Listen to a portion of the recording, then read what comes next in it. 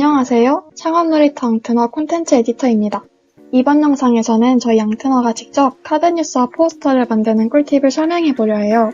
여러분, 카드뉴스와 포스터를 만들 때 가장 중요한 것은 무엇일까요? 저는 바로 가독성이라고 생각해요. 아무리 좋은 내용을 담고 있다 하더라도 눈에 확 띄지 않으면 묻혀버리기 일쑤거든요. 그렇다면 가독성을 높이기 위해서는 어떻게 해야 할까요? 정답은 간략함입니다. 글이 많이 들어가게 되면 읽기 힘들어져서 전달력이 떨어지기 때문이에요. 그렇기에 우리의 의견을 대표할 수 있는 이미지와 적절한 키워드 혹은 캐치프레이즈를 선정하는 것이 가장 중요하다고 생각해요. 저희 콘텐츠 에디터가 카드뉴스를 만드는 과정을 통해 예시를 들어드릴게요. 저희는 자료조사 담당과 카드뉴스 제작 담당 이렇게 역할을 분담하는데요. 리서치 자료를 받으면 어떤 사진을 사용할지, 출처는 어디인지 등을 고려하여 초안을 완성합니다. 초안을 완성하는 과정에서 적절한 일러스트를 미리 찾아두고 문구도 미리 정해놔요. 카드뉴스는 포스터에 비해 장수가 훨씬 많기 때문에 어떤 문장을 먼저 전달해야 할지 어려움이 있을 수도 있고요. 그렇기에 카드뉴스를 제작할 때는 한 가지 과정이 더 들어가요. 바로 구조화입니다. 카드뉴스를 구조화할 때 가장 중요한 것은 타겟층을 명확하게 설정하는 것이에요. 타겟층을 세밀하게 설정해야 정보를 효과적으로 전달할 수 있기 때문이에요. 그 다음으로 중요한 것은 어떻게 내가 설정한 타겟층이 이 게시물을 보도록 이끌어들일지 고민하는 것입니다. 아무리 좋은 콘텐츠라 한들 아무도 보지 않는다면 그건 소용이 없으니까요.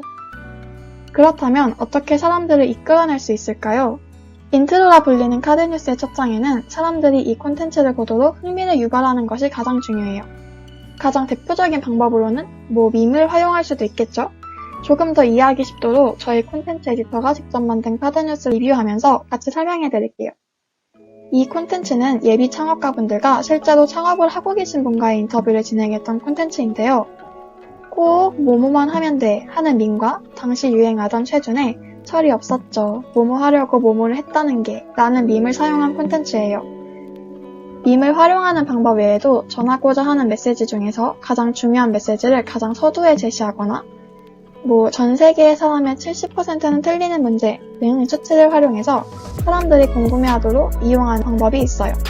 다음은 본론입니다. 카드뉴스의 본론을 구성할 때 가장 신경 써야 할 것은 간결함이에요. 인터뷰처럼 글이 많이 들어가야 하는 카드뉴스더라도 3-4줄 안에는 끝내도록 노력하는 편입니다. 이렇게 문장이 많이 들어갈 경우에는 하이라이트나 소제목을 활용해서 읽는 피로를 줄이는 것도 중요해요.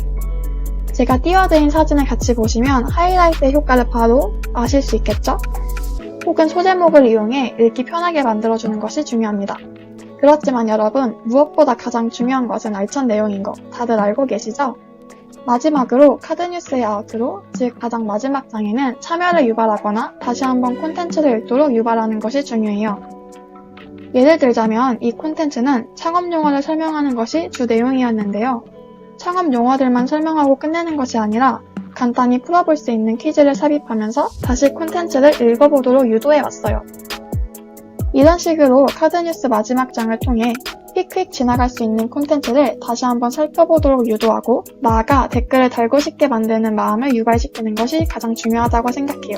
지금까지 저희가 직접 만든 카드뉴스를 같이 살펴보면서 카드뉴스와 포스터를 만드는 방법을 함께 살펴봤는데요. 그럼 이제 포스터를 만들러 가볼까요? 우선 글자가 잘 보이도록 뒷배경을 연한 노란색으로 바꿔준 뒤 제목을 적어줄게요. 가독성을 위해서 너무 알아보기 힘든 폰트는 사용하지 않는 게 좋겠죠? 예를 들면 흘림체 같은 거요. 어느 정도 마음에 든 폰트가 있으면 대지에 적당히 들어갈 크기만큼 키우면 됩니다.